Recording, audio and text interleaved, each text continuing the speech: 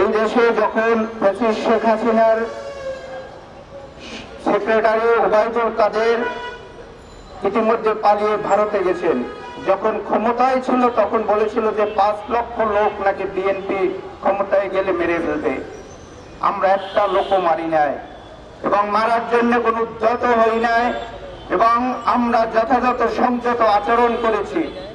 কিন্তু আজকে 5ই আগস্টের পরে যে বিপ্লব সরকার এখানে প্রতিষ্ঠিত হয়েছে, এই 5 লক্ষ লোক হত্যা না করে যদি এই 5 লক্ষ লোক যদি গ্রেপ্তার করত, বাংলাদেশে আজকে এই ষড়যন্ত্র মহা সংকটে, গভীর সংকটে বাংলাদেশকে পড়তে হতো না। আজকে সেই ভারতে গিয়ে এই 5 লক্ষ এবং বাংলাদেশের তখনকার ফ্যাসিস্ট শেখ হাসিনার ঘৃণিত আওয়ামী লীগ, তারা সেই ভারতে আশ্রয় নিয়ে বাংলাদেশের বিরুদ্ধে গভীর ষড়যন্ত্র এবং বাংলাদেশকে সংকটে ফেলানোর জন্য চেষ্টা করছে। প্রিয় বন্ধুরা, আমরা যারা দীর্ঘ 15 বছর এই রাজপথে আন্দোলন করেছি, এই আন্দোলন থেকে কোথাও যেন বাংলাদেশ 5ই আগস্ট বিনির্মাণের যে স্বপ্ন দেখেছি, সেই স্বপ্ন থেকে আমরা 1 ইঞ্চিও আমরা বাইরে যাব না। বর্তমান অন্তর্বর্তীকালীন সরকার ক্ষমতায় আছে, এই কচ্ছপ গতি স্রোত গতিতে চললে হবে না। আপনারা একটি একটি করে সংস্কার করে যদি দীর্ঘ সময় ক্ষেপণ করেন, বাংলাদেশের মানুষও কিন্তু আন্দোলন করতে বাধ্য হবে। আমি বলতে চাই, ইতিমধ্যেই কিছু রাজনৈতিক এবং সেই ফ্যাসিস্ট শেখ হাসিনার সহযোগী হালুয়া রুটির ভাগ বাটোয়ারা করে যারা খেয়েছে, তারা বলার চেষ্টা করছে এই ইউনূস সরকার যেন আরো 2 বছর 3 বছর থাকে। প্রিয় বন্ধুরা, সাংবাদিক বন্ধুদের বলতে চাই, গতকালকে এদেশের মজলুম সাংবাদিক মাহমুদুর রহমান আমার দেশ পত্রিকা বাহির করেছেন।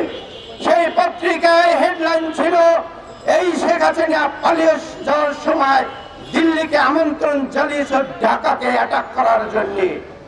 প্রিয় বন্ধুরা, আপনাদের স্মরণ রাখতে হবে, বাংলাদেশ কিন্তু আর এই শেখ হাসিনার রাজত্ব নাই, ওই এক ব্যক্তির পূজা করার রাজত্ব নাই।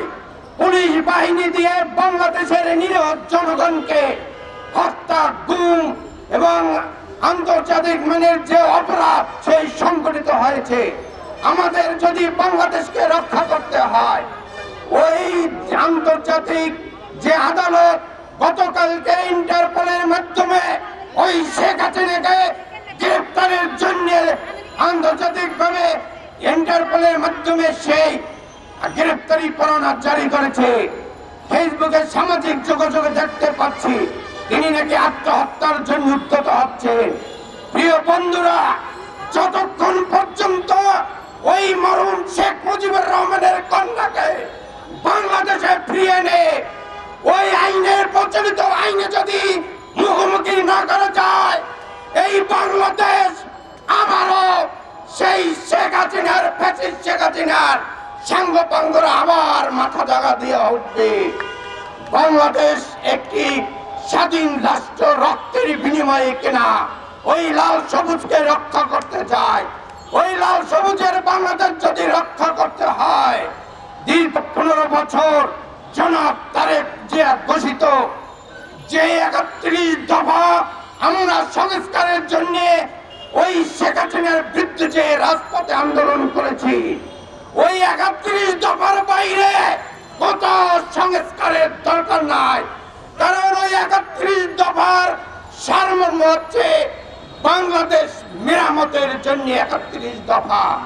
আমরা যদি সর্বশেষ কথা বলতে চাই, আগামীতে যদি ইউনূস সাহেবের আশেপাশে যারা আছে, আপনারা আওয়ামী লীগের ভাষায় কথা বলবেন না।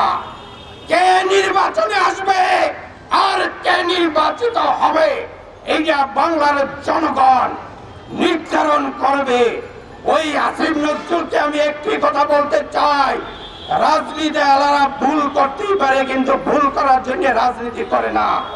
কিন্তু দীর্ঘ 15 বছর 3 বারের নির্বাচিত প্রধানমন্ত্রী বেগম খালেদা জিয়াকে যে জামিন দেওয়া হয় নাই, সেই কোর্ট থেকে কিসের সাবের হোসেন চৌধুরীরা জামিন পায়, এটা আপনাকে জবাব দিতে হবে।